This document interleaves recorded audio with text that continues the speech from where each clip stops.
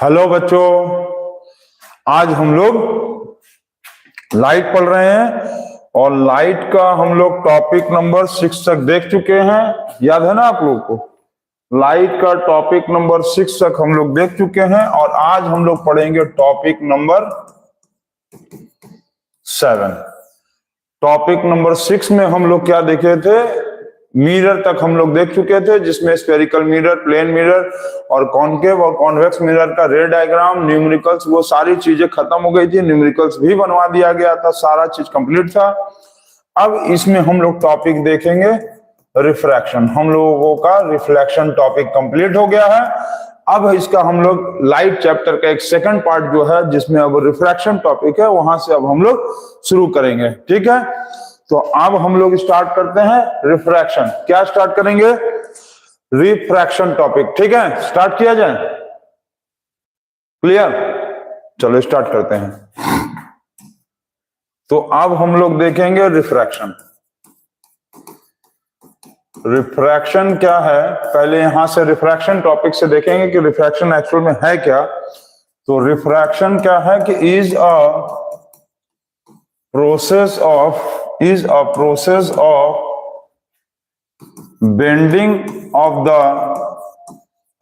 ray of light, bending of the ray of light when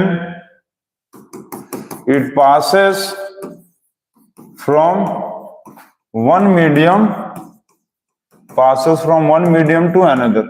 जब कभी भी ray of light एक medium से दूसरे मीडियम में जाता है तो क्या करता है कि वो बेंड करता है। बेंड करने का कारण क्या है कि जब कभी भी लाइट एक मीडियम से दूसरे मीडियम में जाएगा तो स्पीड ऑफ लाइट क्या होता है? चेंज हो जाता है। स्पीड ऑफ लाइट चेंज होने के कारण रिफ्रैक्शन होता है। ठीक है, तो यहां पर लिखेंगे refraction is caused due to refraction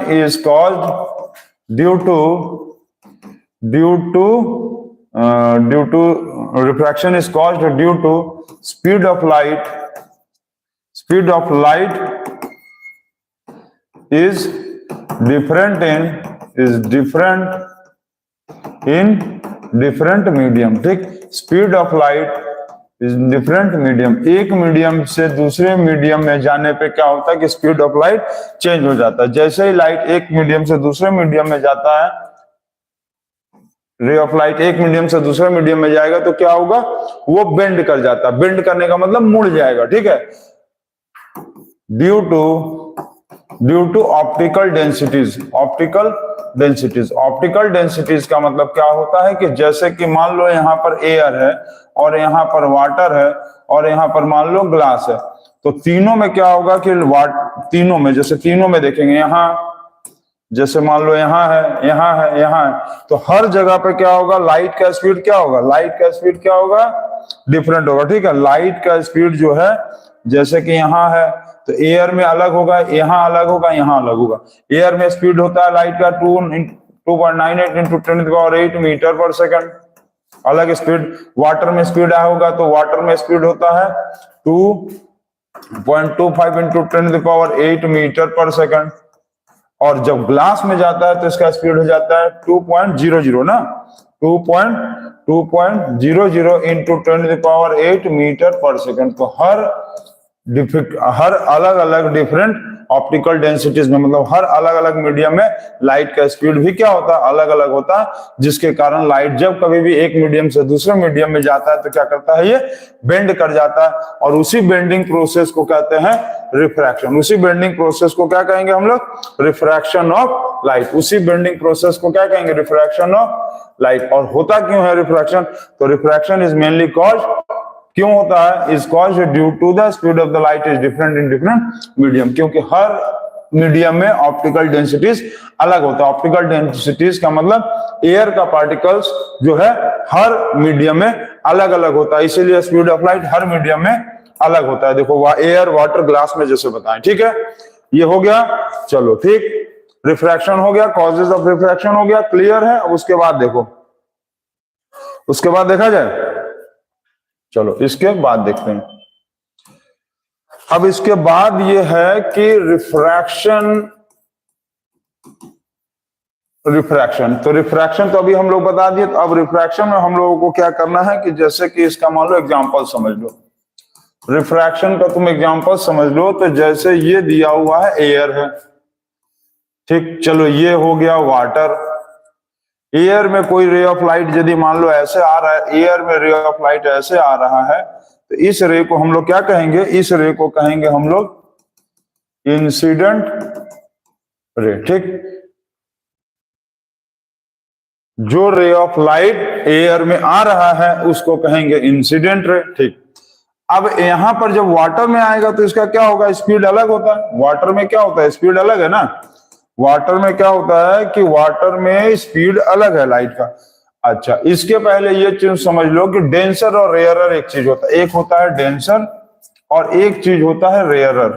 तो रेयरर का मतलब क्या होता है कि जिसमें डेंसिटी क्या होगा, डेंसिटी लो होगा। और रेयर डेंसर का मतलब क्या होगा, रेयरर का मतलब जिसमें डेंसिटी लो होगा। क्या है, समझ रहे हो, रेयरर का मतलब जिसमें डेंसिटी लो होगा, कम होगा। और डेंसर का मतलब क्या होता है कि जिस चीज में डेंसिटी क्या होता है, हाई होता है। मतलब मॉलिक्यूल्स क्या होगा, क्लोजर। मॉलिक्यूल्स क्या होगा, क्लोजर होगा, ठीक। और इसमें क्या होगा, मॉलिक्यूल्स क्या होगा, इसमें मॉलिक्यूल्स जो होगा वो क्या होगा, मॉलिक्यूल्स इसमें फर्दर होता है। फर्दर मतलब दूर दूर। रेयरर का मतलब होगा मॉलिक्यूल्स दूर और डेंसर का मतलब होगा मॉलिक्यूल्स नजदीक, ठीक। Denser medium. अब क्या है, डेंसर मतलब डेंसर मीडियम। डेंसर यदि मीडियम कहेगा तो इसका मतलब डेंसिटी हाई, मॉलिक्यूल्स क्लोजर। और रेयरर मीडियम कहेगा तो रेयरर मीडियम का मतलब होता है जिसमें डेंसिटी लो होगा और मॉलिक्यूल्स फार्दर होगा, मतलब मॉलिक्यूल्स दूर दूर होगा। और डेंसर में क्या होगा, मॉलिक्यूल्स बहुत क्लोज होगा, ठीक। क्लियर है। अच्छा, एयर और वाटर में यदि देखेंगे तो एयर क्या कहलाएगा, रेयरर कहलाएगा, और वाटर क्या कहलाएगा, डेंसर कहलाएगा। क्योंकि मॉलिक्यूल्स जो है वाटर में क्लोज होता है और एयर में दूर होता है। देखो किसी भी चीज में जैसे हम लोग अपने हाथ को ऐसे मूव कराएंगे तो हम लोग अपने हैंड को एयर में ऐसे ऐसे मूव करा ले रहे हैं। लेकिन इसी हैंड को जब वाटर में कराओगे ना तो तुमको ऐसे ऐसे ऐसे, मतलब थोड़ा सा स्पीड स्लो हो गया। इसीलिए लाइट का भी स्पीड क्या होता है, वाटर में जाने पे स्लो हो जाता है और एयर में फास्ट होता है, ज्यादा होता है, ठीक। अच्छा, ये क्लियर हो गया। अब ये क्या कहलाएगा, एयर का क्या कहलाएगा, रेयरर कहलाएगा, रेयरर मीडियम। और वाटर क्या कहलाएगा, डेंसर मीडियम, ठीक है। क्लियर। एयर जो हो गया रेयरर मीडियम हो गया, वाटर हो गया डेंसर मीडियम, ये क्लियर। चलो ठीक। अब ये बताओ कि जब रे ऑफ लाइट एयर से वाटर में आएगा तो इसका स्पीड घटेगा या बढ़ेगा, स्पीड घटेगा। यहां पर क्या है, स्पीड, यहां पर स्पीड क्या है लाइट का, स्पीड ऑफ लाइट क्या है, स्पीड ऑफ लाइट क्या है, ज्यादा है। यहां पर क्या है, वाटर में डेंसर होने के कारण स्पीड ऑफ लाइट क्या है, कम है। स्पीड ऑफ लाइट लेस है, कम है, ठीक। तो जब कम है, अच्छा, रिफ्लेक्शन टॉपिक पढ़े हो तुम लोग, उसके हिसाब से जो ये वाला लाइन है, ये लाइन क्या है, ये वाले लाइन को हम लोग क्या कहेंगे, नॉर्मल। ये वाला लाइन क्या है, नॉर्मल है, ठीक। चलो हो गया। अच्छा, ये बताओ कि इस रे ऑफ लाइट को जाना कैसे चाहिए था, इस रे ऑफ लाइट को जाना चाहिए था स्ट्रेट यदि जाएगा तो ये ऐसे जाना चाहिए। लेकिन ये ऐसे नहीं जाएगा क्योंकि इसका स्पीड कम हो जा रहा है। और स्पीड कम होने के कारण क्या होगा कि ये वाला रे ऑफ लाइट ये ऐसे आएगा, ठीक। समझ रहे हम क्या बोल रहे हैं। कोई भी रे ऑफ लाइट यदि जाना चाहिए तो स्ट्रेट जाना चाहिए ना, क्योंकि ये एयर से वाटर में आया, इसका स्पीड कम हो गया तो ये एंगल भी क्या होगा, कम बनाएगा। मतलब ये का स्पीड कम हो गया। स्पीड कम होने का मतलब एंगल कम, स्पीड कम मतलब एंगल भी कम। स्पीड देखो, जो स्पीड है ना, speed is directly proportional to angle. यदि स्पीड कम होगा तो इसका एंगल भी क्या होगा, स्पीड कम। किसका स्पीड कम, लाइट का। लाइट का यदि स्पीड कम हो रहा है तो एंगल भी क्या होगा, कम बनाएगा, ठीक। और स्पीड यदि ज्यादा होगा तो एंगल भी ज्यादा बनाएगा। यहां पर जैसे एंगल बनाया था, ये मान लो यहां पर एंगल बनाया 40 डिग्री का, तो जब यहां ये एंगल बनाएगा तो ये 30 डिग्री का बनाएगा, क्योंकि इसका स्पीड यहां पर एयर से वाटर आने में क्या हुआ, कम। एयर से वाटर में आने पे स्पीड कम हुआ तो एंगल भी कम बनाएगा। क्लियर, इतना ठीक है, इतना ठीक है, इतना सही है ना। चलो ठीक, इतना। अब इसको देखो, इसके आगे समझते हैं इसको, इसके आगे ये ऐसे। चलो हो गया, इतना बन गया। अब मान लो, अब ये वाला क्या होगा, इस रे को क्या कहेंगे हम लोग, इस रे को कहेंगे रिफ्रैक्टेड रे। क्या कहेंगे, रिफ्रैक्टेड रे। ठीक है, दिख रहा है ना, दिख रहा है, दिख रहा है, चलो ठीक है, क्लियर, रिफ्रैक्टेड रे। अब क्या होगा कि यदि मान लो फिर से ये वाला क्या कहलाएगा, नॉर्मल। ठीक, ये वाला कहलाएगा नॉर्मल। ये वाला देखो ये रेड वाला लाइन ऐसे आना चाहिए था, लेकिन आया नहीं। आया कैसे, ये ब्लैक वाली लाइन के साथ। ये ब्लैक वाला लाइन क्या कहलाया, ये ब्लैक वाला लाइन कहलाया रिफ्रैक्टेड रे। क्लियर। अब ये वाला इसका हो गया नॉर्मल। अब क्या होगा कि ये फिर यदि मान लो फिर से वापस एयर में आना चाहे, ये एयर था, ये वाटर था, ये फिर एयर है। अब यदि फिर एयर है तो इसका मतलब ये क्या होगा, फिर से रेयरर हो गया, क्योंकि एयर रेयरर था, वाटर डेंसर था, फिर से वापस आएगा एयर में तो फिर से रेयरर। अब क्या होगा कि इस रे ऑफ लाइट को जाना चाहिए था ऐसे करके, स्ट्रेट यदि जाएगा तो ऐसे ही ना जाएगा। ये रे ऑफ लाइट यदि स्ट्रेट जाएगा तो इसका मतलब ऐसे जाएगा, लेकिन क्योंकि ये डेंसर था, वाटर क्या था, वाटर था डेंसर, और एयर है रेयरर, तो इसका यहां पर क्या होगा, यहां पर इस कंडीशन में अब आने पे क्या हो रहा है, इस कंडीशन में इसका स्पीड अब क्या होगा, स्पीड बढ़ेगा। स्पीड बढ़ेगा तो इसका मतलब एंगल भी इसका क्या होगा, बढ़ेगा। तो इसका मतलब ये हो गया कि ये लाइन ऐसे के बजाय ये ऐसे चल जाएगा, और एयर में जो एंगल था इसका 40 डिग्री, यहां पर ये फिर बना लेगा 40 डिग्री। क्लियर। अब 40 डिग्री पे आया, वाटर में आया तो स्पीड कम हो गया, 30 डिग्री बनाया, फिर से ये वाटर से एयर में निकला तो पहले एयर में 40 डिग्री था, अभी भी ये आएगा 40 डिग्री। और इस वाले एंगल अब लाइन को कहेंगे, इस वाले लाइन को कहते हैं हम लोग इमर्जेंट रे। इस वाले लाइन को क्या कहेंगे, इमर्जेंट रे। ठीक, तो इंसिडेंट रे ये रिफ्रैक्टेड नहीं, क्या कहें, रिफ्रैक्टेड रे, और इस वाले लाइन को कहेंगे emergent ray. Clear. Incident ray, refracted रे, और ये वाला लाइन इमर्जेंट रे। अभी इसका डेफिनेशन भी हम बता रहे हैं। अब क्योंकि ये एयर में था 40 डिग्री, तो वापस फिर एयर में आया तो फिर हुआ 40 डिग्री। और सबसे इंपॉर्टेंट चीज याद रखना कि स्पीड ज्यादा होगा तो एंगल भी ज्यादा होगा। यहां पर स्पीड ज्यादा, एंगल ज्यादा। यहां पर क्या हुआ, स्पीड कम हो गया वाटर में आने पे, क्योंकि डेंसर है तो एंगल कम बना। फिर से वापस जो आ गया ये एयर में, मतलब फिर एयर हो गया, तो फिर इसका स्पीड ज्यादा, फिर एंगल ज्यादा। और ये वाले रे को कहेंगे हम लोग इमर्जेंट रे। इतना आप लोग नोट कर लो पहले। इतना क्लियर है, क्लियर। थोड़ा सा प्रीव्यू कर दें, चलो इतना क्लियर है। अब देखो इसके बाद यदि देखेंगे हम लोग, यहां पर इसको इरेज कर दो। चलो अब यहां पर देखेंगे तो आप लोगों को 2-3 चीज समझना है। चलो इसको उधर ले चलो, सिलेक्ट करके इसको ले चलते हैं वहां।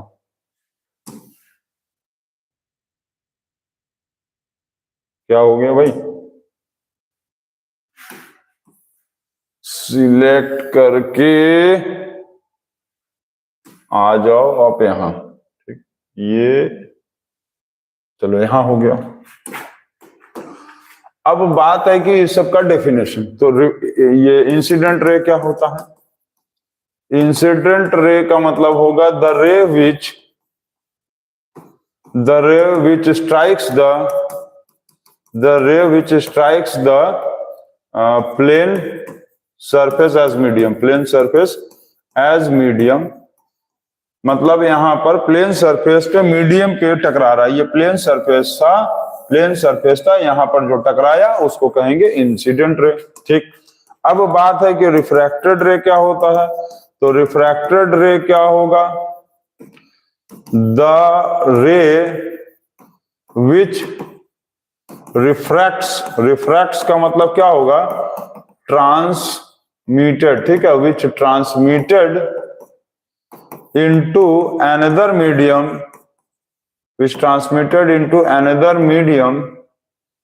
after changing the speed of light. After changing the speed of light. After changing the speed of light. Speed of light is called as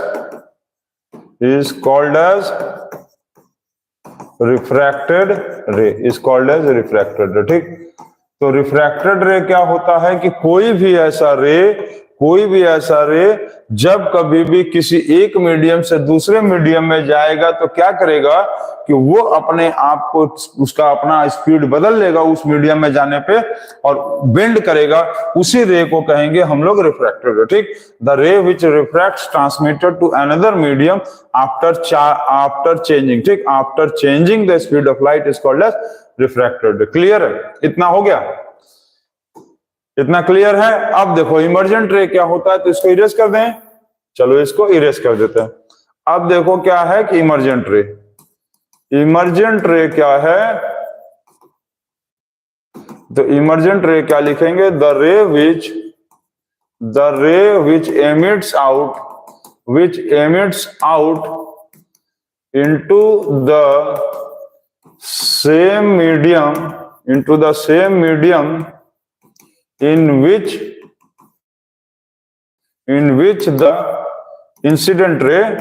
the incident ray, चलो इसको भी इरेज कर देते हैं। नोट कर लिए हो? नोट करते जाओ सब लोग कॉपी पे।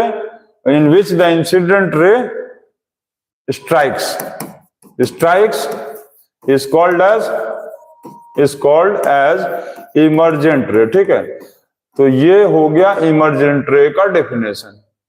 इमर्जेंट रे का मतलब क्या बताएं हम? इमर्जेंट रे का मतलब क्या हुआ, तो इमर्जेंट रे वो रे होता है जो एमिट करता है उसी मीडियम में जिस मीडियम में इंसिडेंट रे था। ठीक है, इमर्जेंट रे वो रे होता है जो कि कहां निकलता है, उसी मीडियम में वापस निकलेगा जिस मीडियम में इंसिडेंट रे स्ट्राइक किया था। तो इंसिडेंट रे स्ट्राइक किया यहाँ एयर में, और इमर्जेंट रे भी फिर कहां से बाहर निकला? एयर में ही बाहर निकला।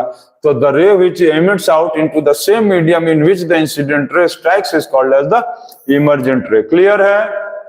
Clear, very good. अब एक थोड़ा प्रॉपर्टी समझो तुम।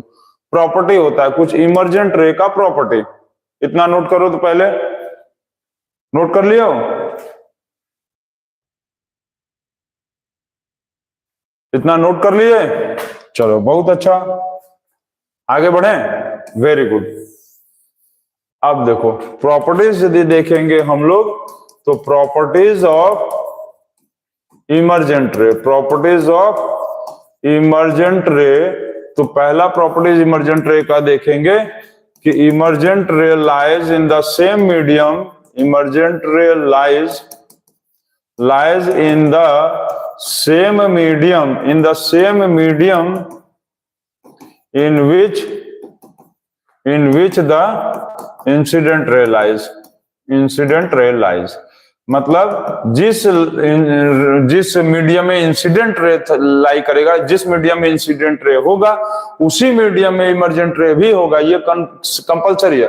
यदि मान लो इंसिडेंट रे वाटर में होगा तो इमर्जेंट रे भी वाटर में होगा। इंसिडेंट रे एयर में था तो यहाँ पर भी इमर्जेंट रे वाटर में एयर में ही आया। ठीक है, यहाँ पर जो था, यहाँ पर इमर्जेंट रे कहाँ था? यहाँ पर सॉरी इंसिडेंट रे क्या था? कहाँ था? इंसिडेंट रे एयर में था, तो इमर्जेंट रे भी कहाँ आया? एयर में। पहला प्रॉपर्टी। दूसरा प्रॉपर्टी जो होता है, इमर्जेंट रे जो होता है वो प्रोड्यूस्ड इंसिडेंट रे के पैरेलल आएगा। आप इसको ध्यान दो, ऐसे देखो, प्रोड्यूस्ड इंसिडेंट रे, ये वाला इंसिडेंट रे, रेड वाला इंसिडेंट रे, रेड वाला ये इंसिडेंट रे, इसको यदि ऐसे करके आगे बढ़ाए तो इसी को आगे बढ़ा दो तुम। देखो ये इमर्जेंट रे, और ये यदि ऐसे आगे बढ़ेगा रेड वाला, तो ये क्या होगा? इस रे को क्या कहेंगे? इस रे को कहेंगे प्रोड्यूस्ड इंसिडेंट रे। ठीक, प्रोड्यूस्ड इंसिडेंट रे। इसका मतलब इसका दूसरा प्रॉपर्टी क्या होगा? तो the emergent ray is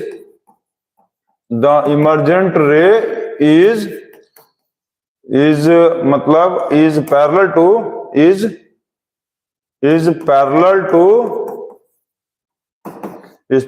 to produced incident ray. ठीक, प्रोड्यूस्ड इंसिडेंट रे, ये दूसरा प्रॉपर्टी। मतलब इमर्जेंट रे जो होगा, ये जो इमर्जेंट रे है, ये वाला इमर्जेंट रे, ये प्रोड्यूस्ड इंसिडेंट रे के पैरेलल होगा। ठीक है, मतलब ये लाइन आपस में ये लाइन के पैरेलल होगा। दूसरा प्रॉपर्टी ये आप याद रखना। क्लियर है? ये क्लियर, बहुत अच्छा। तीसरा जो इंपॉर्टेंट प्रॉपर्टी आपको हम बताने जा रहे हैं उसको थोड़ा ध्यान से समझना कि देखो, यदि हम जो बता रहे ध्यान से सुन लो, यदि रेयरर मीडियम से गया डेंसर मीडियम में और डेंसर मीडियम से गया रेयरर मीडियम में, समझ रहे हो हम क्या बोल रहे हैं? जैसे रेयरर डेंसर फिर रेयरर डेंसर फिर से रेयरर, ऐसे कंडीशन में जो इमर्जेंट रे होगा वो इमर्जेंट रे कहाँ होगा? इमर्जेंट रे जो होगा, और ये होगा इंसिडेंट रे। समझ आए क्या बोल रहे हैं? इमर्जेंट रे और इंसिडेंट रे, देखो ऐसे ऐसा समझ लो, ये यदि इमर्जेंट रे है, इमर्जेंट रे, और ये है प्रोड्यूस्ड इंसिडेंट रे, प्रोड्यूस्ड इंसिडेंट रे, तो ये आप याद रखना, ऐसे कंडीशन में इमर्जेंट रे हमेशा कहाँ होगा? हमेशा लेफ्ट साइड में होगा, लेफ्ट साइड। ऐसे कंडीशन में इमर्जेंट रे लेफ्ट साइड होगा और ये होगा राइट साइड में, ये होगा राइट साइड। क्लियर है? हम जो बोल रहे हैं अच्छे से समझ लो। यदि रेयरर से डेंसर से रेयरर डेंसर रेयरर, ऐसे कंडीशन में इमर्जेंट रे लेफ्ट साइड होगा और प्रोड्यूस्ड इंसिडेंट रे राइट साइड होगा। तुम देख लो, इमर्जेंट रे ये वाला ब्लैक वाला लाइन, ये रेड, ये इमर्जेंट रे कहाँ है? लेफ्ट साइड, और ये प्रोड्यूस्ड इंसिडेंट रे कहाँ आ रहा? Right side. ठीक है, राइट साइड। क्लियर? क्लियर है? ऐसे कंडीशन में हम लोग इसको क्या लिख सकते हैं? ये ऐसे कंडीशन में हम लोग इसको लिख सकते हैं towards the normal, towards the, इसको लिखेंगे लेफ्ट साइड का मतलब टूवर्ड्स द नॉर्मल, और इसको कहां लिखेंगे? इसको लिखेंगे away from the normal. Clear? ये प्रॉपर्टी आप बहुत इंपॉर्टेंट है, याद रखना। इसी को उल्टा कर लो, यहां पर तुम डेंसर मान लो, ये मान लो रेयरर, और इसको मान लो डेंसर, तो अब उल्टा हो जाएगा। यदि मान लो ये होता डेंसर, ये मान लो डेंसर हो जाता, ये हो जाता रेयरर, और ये फिर हो जाता डेंसर, क्योंकि यहाँ यदि डेंसर है, समझ रहे हो ना? यहाँ पर यदि डेंसर है, समझ रहे हो? यदि इंसिडेंट रे डेंसर में होता तो रिफ्रैक्टेड रे रेयरर में होता, और इमर्जेंट रे फिर से डेंसर में होता। ऐसे कंडीशन में क्या होता कि जो प्रोड्यूस्ड इंसिडेंट रे है वो लेफ्ट साइड होता और इमर्जेंट रे चला जाता राइट साइड। इसका मतलब इमर्जेंट रे होता अवे फ्रॉम द नॉर्मल और प्रोड्यूस्ड इंसिडेंट रे हो जाता टुवर्ड्स द नॉर्मल। क्लियर है? ये चीज एकदम क्लियर है ना? एकदम दिमाग में बैठा लो ये चीज, ठीक? चलो, तो ये प्रॉपर्टीज हो गया इमर्जेंट रे का। अब हम लोग एक चीज और समझते हैं, इसको इरेज कर दें हम, आप लोग इसको नोट कर लेना। क्लियर? चलो, बहुत अच्छा, नोट कर लेंगे आप लोग। अब एक चीज हम लोग पढ़ेंगे कि लैटरल डिस्प्लेसमेंट क्या होता है। लैटरल डिस्प्लेसमेंट, तो लैटरल डिस्प्लेसमेंट क्या है इसको आप समझिए। लैटरल डिस्प्लेसमेंट का मतलब होगा कि अभी हम ये जैसे बता रहे थे, एयर है ऐसे, ये नॉर्मल हो गया, ठीक? इसको जाना चाहिए था ऐसे, ये निकल के आया ये, ठीक? क्लियर? इतना समझ गया? क्लियर है ना? फिर से बना दें? चलो अच्छे से देख लो, देखो अच्छे से समझो। ये जैसे हो गया एयर, ठीक? रे ऑफ लाइट स्ट्राइक किया, इसको जाना चाहिए था ऐसे, और ये वाला इसका नॉर्मल लाइन है, ये वाला इसका नॉर्मल लाइन, ठीक? अब ये एंगल क्या करेगा? ये एंगल जाएगा ऐसे के बजाय, ये मान लो यदि वाटर था तो ये था रेयरर जब हम बताए थे अभी, और ये बताएं कि डेंसर है, तो ये एंगल क्या होगा? कम बनेगा। यहाँ पर बना 40 डिग्री बना था और यहाँ पर बन गया 30 डिग्री, ठीक? यहाँ पर कितना एंगल बना? यहाँ पर बन गया 30 डिग्री, ठीक है? इतना क्लियर? क्लियर है इतना? चलो, 30 डिग्री बना, तो इस एंगल लाइन को क्या कहे थे हम लोग? इस लाइन को कहे थे इंसिडेंट रे, और इस लाइन को कहे थे हम लोग रिफ्रैक्टेड रे। क्लियर है ना इतना? ठीक हो गया। अब ये क्या करेगा कि ये वाला लाइन, अब यदि मान लो फिर यहाँ पर पैरेलल बनाएंगे ऐसे, तो ये वाले लाइन को जाना चाहिए था ऐसे, तो ये लाइन क्या होगा? ऐसे जाएगा, क्योंकि ये हो गया अब एयर, फिर से ये हो गया रेयर, यही ना बताया था अभी, और यहाँ पर एंगल बना ये 40 डिग्री, ठीक? यहाँ 40, 30, फिर से 40, ठीक। चलो हो गया, क्लियर है ना। ये 40 डिग्री का एंगल बना, ये away from the normal, away from the normal हुआ ना, इमर्जेंट रे अवे फ्रॉम द नॉर्मल, ये वाले लाइन को बोले हम इमर्जेंट रे। चलो ये भी हो गया। अच्छा ये बताओ कि ये वाला जो लाइन है, ये वाला लाइन यदि ऐसे मान लो आगे बढ़ा होता है ऐसे, तो इस लाइन को क्या कहे थे हम, प्रोड्यूस्ड इंसिडेंट रे। अभी बताएं, प्रोड्यूस्ड इंसिडेंट रे, ठीक, इसको बताएं अभी हम लोग, प्रोड्यूस्ड इंसिडेंट रे, ठीक, क्लियर। तो लेटरल डिस्प्लेसमेंट क्या होता है कि द परपेंडिकुलर, लेटरल डिस्प्लेसमेंट होता है the perpendicular path between the perpendicular path between the emergent रे, between the emergent ray and the produced incident ray, and the produced incident ray, ठीक। तो क्या है, the perpendicular path between the emergent ray and the produced incident ray is called as lateral displacement, is called as lateral displacement। तो ये हो गया इसका the lateral displacement मतलब perpendicular path between the emergent ray and the produced incident ray is called as the lateral displacement। इसका मतलब ये है कि ये वाला हो गया, ये जो ब्लैक वाला लाइन है, ठीक है, ये ब्लैक वाला लाइन क्या है, ये ब्लैक वाला लाइन हो गया इमर्जेंट रे, ब्लैक वाला लाइन क्या है, इमर्जेंट रे, ठीक। रेड वाला लाइन क्या है, ये रेड वाला लाइन क्या है, प्रोड्यूस्ड इंसिडेंट रे। तो ये वाला जो पाथ है ना, ये वाला, इन दोनों के बीच में ये परपेंडिकुलर डिस्टेंस, समझ गए, हम समझ रहे हो यहाँ क्या बता रहे, थोड़ा बड़ा करके बना दे, ऐसे किया, और ये एक लाइन जो है ऐसे आकर के आया था ना, ये इन दोनों के बीच में ये जो ऐसे लाइन परपेंडिकुलर पाथ बनेगा, परपेंडिकुलर का मतलब ये लाइन ऐसे गया और ये लाइन ऐसे गया, दोनों के बीच में ये जो परपेंडिकुलर पाथ, मतलब यहाँ भी 90 डिग्री और यहाँ भी 90 और यहाँ भी 90, ये जो पाथ है परपेंडिकुलर है, दोनों पैरेलल लाइंस के बीच का परपेंडिकुलर, समझ रहे हो। ये लाइन गया, ये लाइन ऐसे आया, दोनों के बीच में क्या बन रहा है, दोनों के बीच में ये परपेंडिकुलर बन रहा है, इसी को हम लोग क्या कहेंगे, लेटरल डिस्प्लेसमेंट। और ये लेटरल डिस्प्लेसमेंट किसके परपेंडिकुलर होता है बताओ तो, इट इज मतलब lateral displacement, it is perpendicular to emergent रे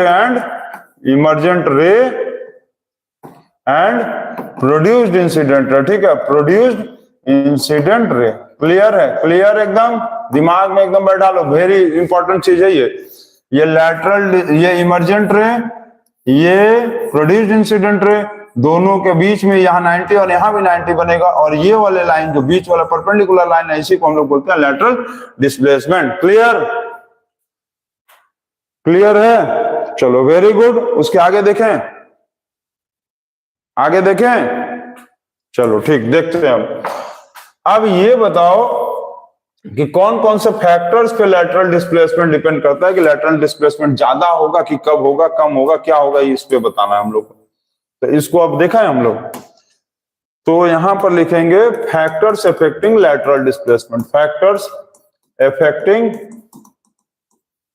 affecting the lateral displacement. Lateral displacement कौन कौन से फैक्टर्स पे डिपेंड करता है कि लेटरल डिस्प्लेसमेंट ज्यादा होगा कि कम होगा। तो सबसे पहला देखो, पहला सबसे इंपॉर्टेंट जो पहला चीज है वो क्या होता है, चलो बताओ, थिकनेस ऑफ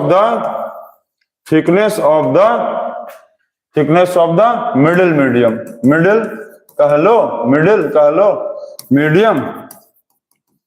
और मिडिल मीडियम और the thickness of the refracting medium, ठीक है। जिस मीडियम में रिफ्रैक्शन हो रहा है, मिडिल मीडियम का मतलब ये क्या है, ये एयर, ये वाटर, फिर एयर, तो ये वाला मिडिल है ना। तो इन दोनों के बीच, इन दोनों मतलब ये मीडियम का थिकनेस कितना है, ठीक है, क्लियर है। इस मीडियम का थिकनेस कितना है वो बताना चाह रहा है। थिकनेस का मतलब इसको कह रहा है, थिकनेस मतलब कि इन दोनों के बीच में, जैसे ये वाला चौड़ाई कितना है, ये चौड़ाई ज्यादा है कि कम है, ये चौड़ाई यदि कम होगा तो लेटरल डिस्प्लेसमेंट क्या होगा, कम होगा, ये चौड़ाई बहुत ज्यादा होगा तो लेटरल डिस्प्लेसमेंट ज्यादा होगा। क्लियर है, समझ गए। रिफ्रैक्टिव मीडियम यदि मान लो ज्यादा थिक होगा, देखो रिफ्रैक्टिव मीडियम यदि ज्यादा थिक होगा, मतलब मोर थिक, रिफ्रैक्टिव मीडियम मोर थिक, तो मोर लैटरल डिस्प्लेसमेंट, ठीक, क्लियर है। यदि ये ज्यादा थिक होगा तो लैटरल डिस्प्लेसमेंट भी ज्यादा होगा, मतलब ये वाला रिफ्रैक्टिव मीडियम यदि इतना चौड़ा होगा तो लैटरल डिस्प्लेसमेंट भी ज्यादा होगा। जिसमें रिफ्रैक्टिव मीडियम ये कम होगा तो यहाँ बहुत पतला सा आएगा लैटरल डिस्प्लेसमेंट, मतलब ये वाला लाइन जो होगा बहुत पतला होगा, ठीक है। पहला मोर थिक का मतलब रिफ्रैक्टिव मीडियम मोर थिक होगा तो मोर लैटरल डिस्प्लेसमेंट, और यदि ये लेस होगा मतलब क्या, यदि लेस होगा तो लेस होगा लैटरल डिस्प्लेसमेंट भी क्या होगा, तब कम हो जाएगा, समझ गए, लेस लैटरल डिस्प्लेसमेंट। चलो इतना क्लियर, याद रखेंगे। यदि थिकनेस रिफ्रैक्टिंग मीडियम का ज्यादा है तो लैटरल डिस्प्लेसमेंट ज्यादा होगा, ये चीज कम होगा तो लैटरल डिस्प्लेसमेंट भी कम होगा, चपक जाएगा, ठीक। दूसरा पॉइंट क्या है, तो दूसरा पॉइंट होता है थिकनेस, ये हो गया, और दूसरा पॉइंट होता है nature of the light, nature of the wavelength of the light, ठीक है। Nature of wavelength of the light, यहां पर मतलब कि लाइट कौन सा यूज हो रहा है, उसका वेवलेंथ कैसा है उस पर भी डिपेंड करता है। लाइट यदि रेड कलर का होगा तो वो अलग वेवलेंथ शो करेगा तो लैटरल डिस्प्लेसमेंट अलग होगा। लाइट यदि मान लो व्हाइट कलर का होगा, लाइट यदि ब्लू कलर का होगा, तो हर लाइट का क्या होता है, अलग अलग क्या होता है, हर लाइट का वेवलेंथ अलग अलग होता है, तो हर कंडीशन में लैटरल डिस्प्लेसमेंट भी अलग आएगा। यदि लाइट को हम लोग बदलेंगे, लाइट का अलग अलग कलर का लाइट यूज करेंगे तो अलग अलग वो बताएगा, वेवलेंथ अलग होगा तो लैटरल डिस्प्लेसमेंट भी अलग होगा, ठीक, क्लियर है। तो दो फैक्टर है, पहला तो थिकनेस ऑफ जिसको कहते हैं मिडिल मीडियम और द रिफ्रैक्टिंग मीडियम, और दूसरा दिया हुआ है nature of the wavelength of the light, ठीक है, nature of the wavelength of the light. तो ये दो फैक्टर्स पे डिपेंड करता है कि क्या है। और एक जो सबसे इंपॉर्टेंट पॉइंट है कि nature of the refracting medium के नेचर पे डिपेंड करता है। इसका मतलब है कि ये यदि वाटर होगा, वाटर के कंपेयर में यदि ग्लास होगा तो अलग होगा ना, यदि यहाँ पर एयर से वाटर में आया फिर एयर में आया, लेकिन यही चीज यदि एयर से ग्लास में आता और ग्लास से फिर एयर में आता तो लैटरल डिस्प्लेसमेंट अलग हो जाता। इसीलिए लिखा है nature of the refracting medium, कि यो वाटर है कि ग्लास है कि डायमंड में जा रहा है, तो जैसे जैसे ये वाला मीडियम बदलेगा, जैसे वाटर के बजाय ग्लास हो जाएगा तो इसमें लैटरल डिस्प्लेसमेंट भी अलग हो जाएगा, क्लियर है। तो ये आपको तीन फैक्टर्स है जिसपे लैटरल डिस्प्लेसमेंट डिपेंड करता है, ठीक, इसको नोट कर लीजिए आप।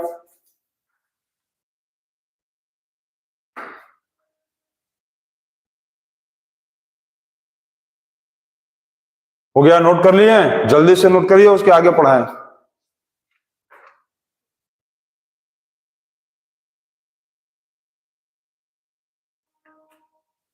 चलो हो गया। अब देखो effects of refraction of light. Light का जो रिफ्रैक्शन होता है इसका क्या क्या इफेक्ट्स होता है ये बता दो। पहला चीज देखो, the stick emerged in a water appears to be shorter। मतलब एक डंडे को जब पानी में डुबा देते हैं तो वो हम लोग को छोटा दिखने लगेगा, समझे ना। एक डंडे को तुम पानी में डुबा दोगे ना तो वो डंडा तुमको छोटा दिखने लगेगा, समझे। एक डंडे को पानी में डुबा देंगे, समझ हम क्या बोल रहे हैं, एक डंडे को पानी में डुबा दोगे तो वो तुमको छोटा दिखेगा, वो भी रिफ्रैक्टिव इंडेक्स से ही होता है, मतलब वो भी रिफ्रैक्शन ऑफ लाइट के ही चलते होता है, रिफ्रैक्शन ऑफ लाइट के चलते होता है, समझ रहे हो? उसका भी आगे एक्सप्लेनेशन है। दूसरा चीज, the coin appears, the coin dipped in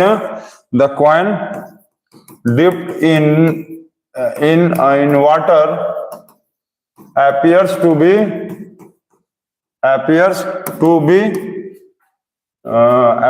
be nearer than it is। मतलब कि किसी एक सिक्के को पानी में तुम डाल दोगे तो देखोगे कि वो सिक्का ना तुमको ऊपर लगेगा, नजर में आएगा। जैसे एक सिक्का कॉइन ले लो, उसको पानी में डाल दो तो वो कॉइन तुमको लगेगा ना कि बहुत ऊपर है, लेकिन जैसे तुम उसको छूने जाओगे तो तुम पर नजदूरी बढ़ता जाएगा, ठीक है, ज्यादा ऊपर नजर आता है। वो भी रिफ्रैक्शन ऑफ लाइट से ही होता है। और वही the legs of the man dipped in water, the legs of the man dipped in water लिख लो, या dipped in swimming pool, या swimming in swimming pool, the legs of the man swimming in swimming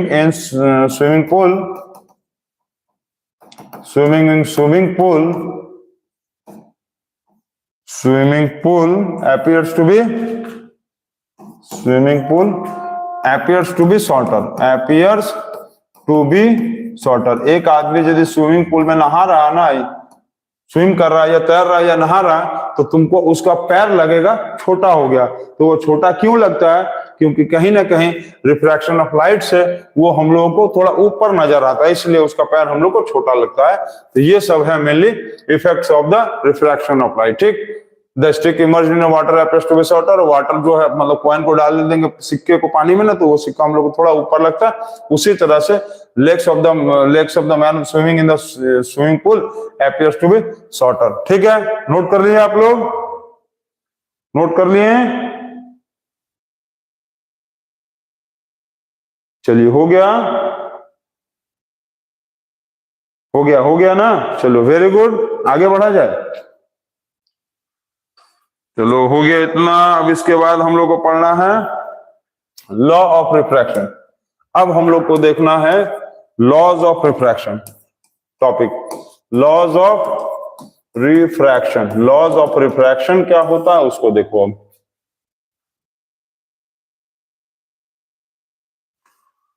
तो laws of refraction में क्या बताया? First law, incident ray,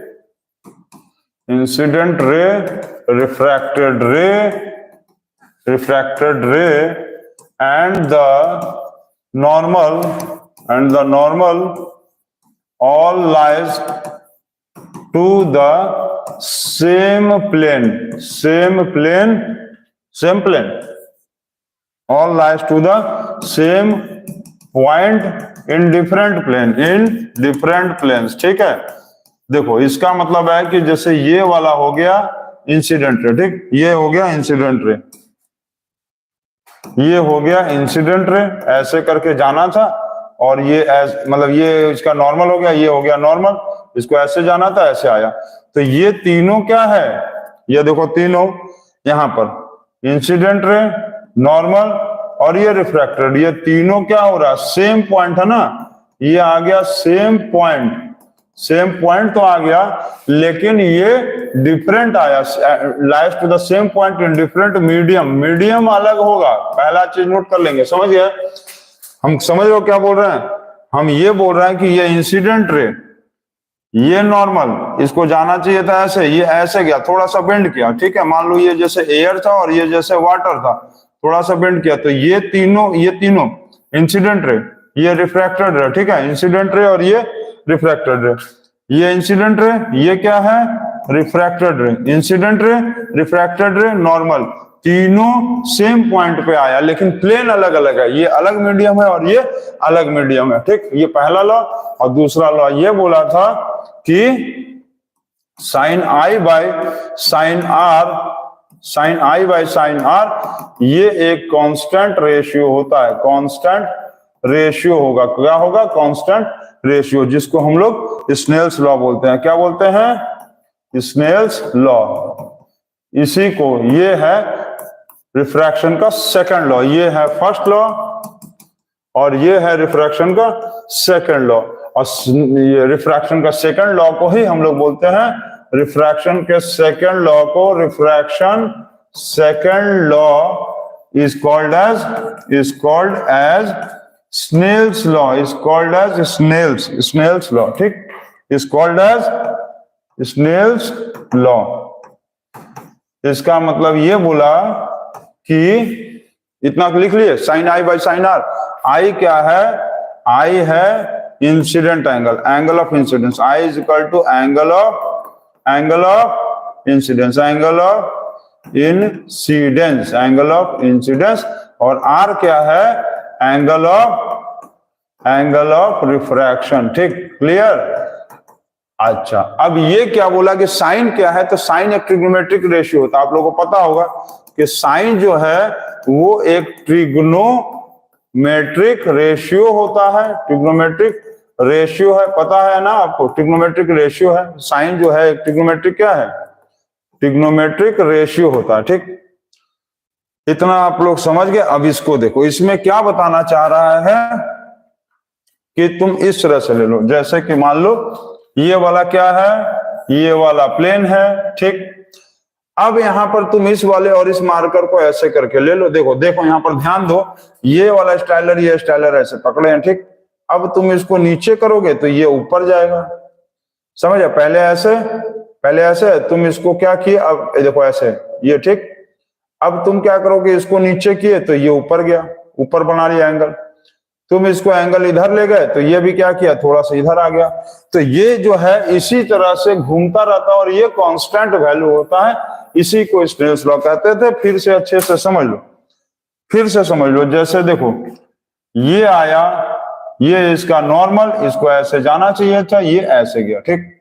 यहां पर angle बना 60 डिग्री और यहां पर एंगल बन गया 40 डिग्री। इसका मतलब ये बताना चाह रहा था कि यहां पर यदि आप साइन 60 और साइन 40 का वैल्यू लेंगे, एंगल ऑफ इंसिडेंस कितना है? यही ना इंसिडेंट रे है, ये इंसिडेंट रे है और ये इसका रिफ्रैक्टेड रे। तो इसके बीच में जो एंगल बनेगा क्या होगा? ये नॉर्मल और इंसिडेंट रे के बीच में जो एंगल बना, एंगल ऑफ इंसिडेंस, जो 60 डिग्री दिया, ये हो गया आपका नॉर्मल और ये हो गया रिफ्रैक्टेड। दोनों के बीच में जो एंगल बना, एंगल ऑफ रिफ्रैक्शन, वो हो गया 40, ठीक। इंसिडेंट रे नॉर्मल के बीच में जो एंगल बना, एंगल ऑफ इंसिडेंस, ये नॉर्मल और रिफ्रैक्टेड रे के बीच में जो एंगल बना, एंगल ऑफ रिफ्रैक्शन। दोनों का वैल्यू मान लो आता, कोई भी सॉल्व करके कुछ भी मान लो, एज्यूम कर लो 1.2 आया, ठीक। अब क्या करोगे तुम, यदि अब हम लोग इस एंगल को घुमा के यहां ले आओ, इंसिडेंट रे ऐसे आ गया तो रिफ्रैक्टेड रे मान लो ऐसे चल रहा है, ये बन गया 70 डिग्री और मान लो ये बन गया 50 डिग्री। इसका मतलब ये बोला है कि यदि आप इस तरह से करेंगे और ये आएंगे 70 डिग्री और फिर लेंगे साइन 50 डिग्री, तो अब भी वैल्यू 1.2 ही आएगा। अब आप दूसरा यदि कोई एक एंगल ले लेंगे, मान लो इसको छोटा कर दो, इसको छोटा करके तुम यहाँ पर 20 डिग्री ले लिए तो ये और छोटा हो गया, 15 डिग्री आएगा, 15 डिग्री आया, ठीक है। इंसिडेंट रे मान लो 20 डिग्री हो गया तो रिफ्रैक्टेड रे 15 डिग्री हो गया। तो तुम फिर यहाँ पर निकालोगे साइन 20 डिवाइडेड बाय साइन 15, तो फिर ये आएगा 1.2। इसका मतलब ये कह रहा है कि आप एंगल को घुमाते चलो, आप एंगल को इधर बढ़ाओगे तो इधर भी रिफ्रैक्टेड एंगल बढ़ेगा, आप एंगल ऑफ इंसिडेंस को कम कर दोगे तो एंगल ऑफ रिफ्रैक्शन भी कम हो जाएगा। और sine incident divided by sine refracted जो एंगल आएगा, उन दोनों का आप यदि रेशियो लेंगे तो एक बार एक मीडियम के लिए फिक्स है। मतलब एक मीडियम का मतलब एयर है यदि यहाँ पर और ये वाटर है, तो तुम चाहे कितना भी एंगल बदलते जाओ, एयर वाटर के बीच में यदि रेशियो एक बार 1.2 आ गया तो हमेशा उतना ही आता जाएगा। तुम इधर एंगल बदलोगे, रिफ्रैक्टेड रे का भी एंगल बदलेगा, एंगल ऑफ इंसिडेंस बदलोगे तो एंगल ऑफ रिफ्रैक्शन भी बदलेगा और उसका रेशियो कांस्टेंट होता है। देखो यहाँ भी आया 1.2, यहाँ भी 1.2 है, यहाँ भी 1.2। इसी को बोलते हैं हम लोग स्नेल्स लॉ, जिसको sine I by sine r constant ratio बोलते हैं, ठीक, क्लियर। ये लॉ ऑफ रिफ्रैक्शन है, आप नोट कर लेंगे, समझ गए आप अच्छे से। पहला लॉ क्या था? पहला लॉ ये बोला कि यदि ये इंसिडेंट रे है, ये यदि इंसिडेंट रे है और ये यदि रिफ्रैक्टेड है, तो तीनों, ये इंसिडेंट रे, ये रिफ्रैक्टेड और नॉर्मल, ठीक है, क्लियर। ये इंसिडेंट, ये रिफ्रैक्टेड और ये नॉर्मल, तीनों जो है ये तीनों सेम पॉइंट, देखो इंसिडेंट रे, रिफ्रैक्टेड रे, नॉर्मल, तीनों सेम पॉइंट पे और अलग अलग मीडियम में लाई करेगा। ये अलग मीडियम है और ये अलग मीडियम। इंसिडेंट रे एयर में है, रिफ्रैक्टेड रे वाटर में है, तो तीनों सेम पॉइंट पे तो होगा, सेम पॉइंट पे होगा, लेकिन मीडियम अलग होगा। और दूसरा बताया कि sine I by sine r ये कांस्टेंट रेशियो आएगा, जैसे हम अभी बना के देखें दिखाएं आपको। क्लियर है सर? क्लियर? इसको नोट कर लेंगे आप, इसको आप नोट कर सकते हैं, नोट करिए जल्दी। हो गया?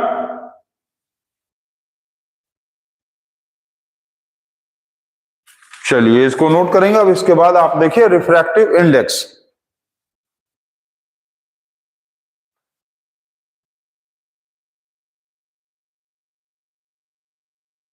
हो गया ना? चलो अब हम लोग देखते हैं refractive index.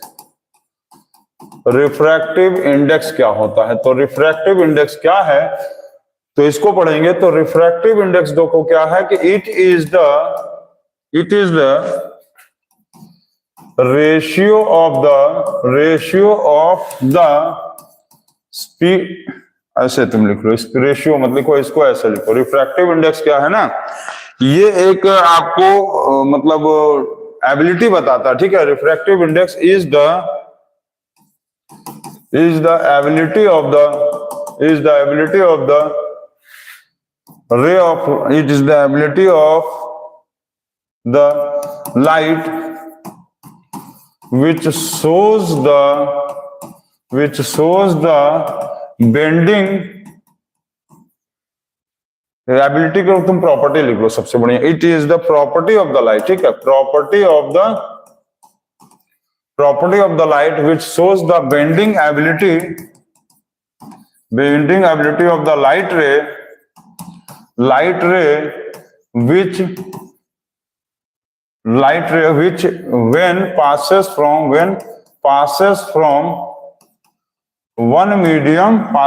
one medium to another medium. देखो किसी भी डिफिनेशन को ना तुम बहुत तरीके से लिख सकते हो, ऐसा नहीं है कि किसी भी चीज का डिफिनेशन है तो बस उसका एक ही तरीका होता है लिखने का। बस सबसे आसान तरीका जो है जिससे बच्चों को समझ में आ जाए वो सबसे इजी वे होता है। तो रिफ्रैक्टिव इंडेक्स जो दिया हुआ है is the property of the light which shows the bending ability of the light ray when it passes from one medium to another. मतलब कभी भी जब रे ऑफ लाइट या लाइट रे एक मीडियम से दूसरे मीडियम में जाता है ना, तो कैसे पता चलेगा कि वो कितना मुड़ रहा है, कितना मुड़ रहा है। कोई भी रे ऑफ लाइट जब एक मीडियम से दूसरे मीडियम में जाता है तो ये कैसे पता चलेगा कि वो कितना मुड़ रहा है, उसी बेंडिंग एबिलिटी को कहेंगे रिफ्रैक्टिव इंडेक्स, ठीक। तो refractive index has no unit, refractive index का कोई यूनिट नहीं होता। इट इज बिकॉज, क्यों नहीं होता है रिफ्रैक्टिव इंडेक्स का unit? Because it is a ratio, ये रेशियो होता है और रेशियो का कोई यूनिट नहीं होता है। क्लियर है ना? रिफ्रैक्टिव इंडेक्स जो है एक रेशियो है, इसका लिए इसीलिए इसका कोई यूनिट नहीं होता है। अब रिफ्रैक्टिव इंडेक्स जो है वो हम लोग तीन तरीके से निकाल सकते हैं। Refractive index is calculated, is determined या कैलकुलेटेड, ठीक है। रिफ्रैक्टिव इंडेक्स इज डिटरमाइंड और calculated, refractive index is determined और कैलकुलेटेड, ठीक है। रिफ्रैक्टिव इंडेक्स इज डिटरमाइंड और कैलकुलेटेड बाय थ्री वेज, तीन तरीके से रिफ्रैक्टिव इंडेक्स को निकाला जा सकता है। तो पहला तरीका देखें, पहला तरीका होता है रिफ्रैक्टिव इंडेक्स निकालने के लिए, फर्स्ट तरीका होता है स्पीड ऑफ लाइट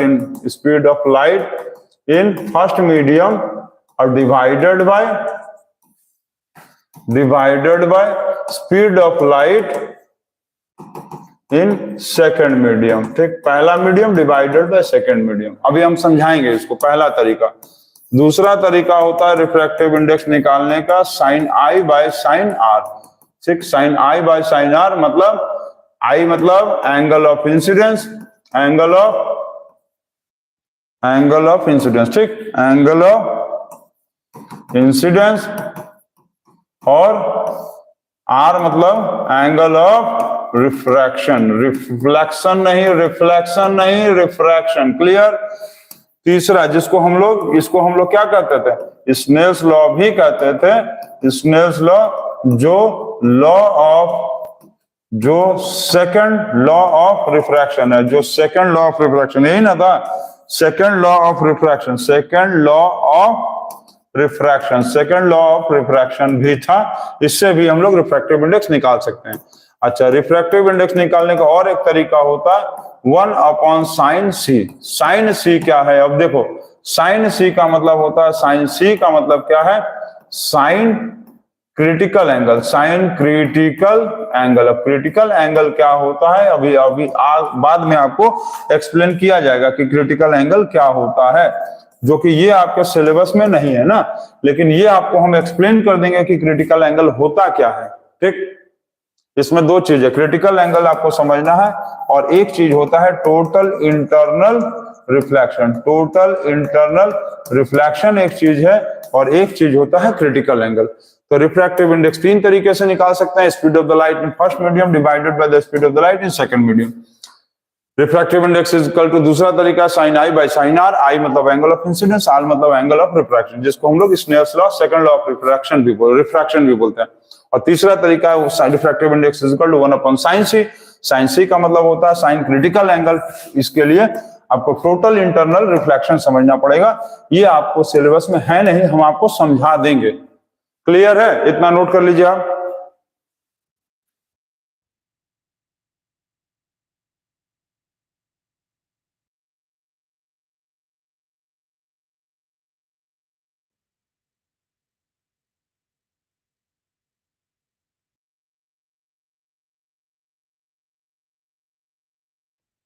इसमें शिखर पांडे आपका कमेंट आया है कि आपका सर कंटेंट बहुत अच्छा है, एनटीपीसी के लिए भी क्लासेस करवाइए। करवाएंगे बेटा, देखो ऐसा ना कि थोड़ा सा समय लगेगा और हम लोग के देखो अच्छा कंटेंट है, थोड़ा सा समय लगेगा, इसको स्टार्ट करवाएंगे। बस 10 क्लास का 15-20 दिन, 1 महीना और है, चीजें सब कंप्लीट हो जाए, पूरा कंटेंट भर दिया जाए 9-10 का। क्योंकि देखो कोई भी कंपटीशन, एक चीज देखो, कोई भी कंपटीशन का तैयारी करवाने के लिए आपको 9-10 का कंटेंट बहुत तगड़ा होना चाहिए।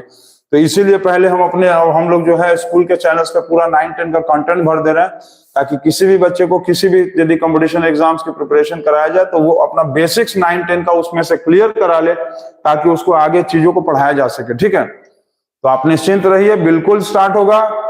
और आप लोगों का बिल्कुल अप्रैल में आपका क्लासेस, अप्रैल में एग्जाम एनटीपीसी का, उसके पहले स्टार्ट करा दिया जाएगा, बहुत पहले स्टार्ट किया जाएगा, कोशिश करेगा दिसंबर में स्टार्ट कराने का। ठीक है, आपको हमारा कंटेंट अच्छा लगा, ये सबसे बड़ी बात है। आपका थैंक्स कि कम से कम आपको कंटेंट हम लोगों का बहुत अच्छा लगा। नहीं तो यूट्यूब पे जानते हो आजकल कंटेंट के नाम पे बस खाली रील्स, फॉल्सबाजी, भौकाल, बस यही सब है। तो कंटेंट ही अच्छा होना चाहिए, क्योंकि एग्जाम्स में कंटेंट ही आता है। ठीक है, और कंटेंट के बेसिस पे ही बच्चे का सिलेक्शन होना है। ठीक है, आप ये हो गया रिफ्रैक्टिव इंडेक्स। क्लियर? चलिए, वेरी गुड।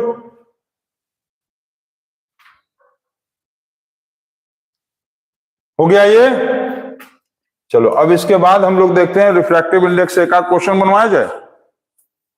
चलो अच्छा, पहले रिफ्रैक्टिव इंडेक्स में आप ये समझ लो कि रिफ्रैक्टिव इंडेक्स जो है ना, एक तो रिफ्रैक्टिव इंडेक्स है ही है, एक होता है absolute refractive index. Absolute refractive index एक चीज होता है, एक होता है एक चीज एब्सोल्यूट रिफ्रैक्टिव इंडेक्स। देखो एब्सोल्यूट रिफ्रैक्टिव इंडेक्स कब लेंगे, ये चीज समझ लो।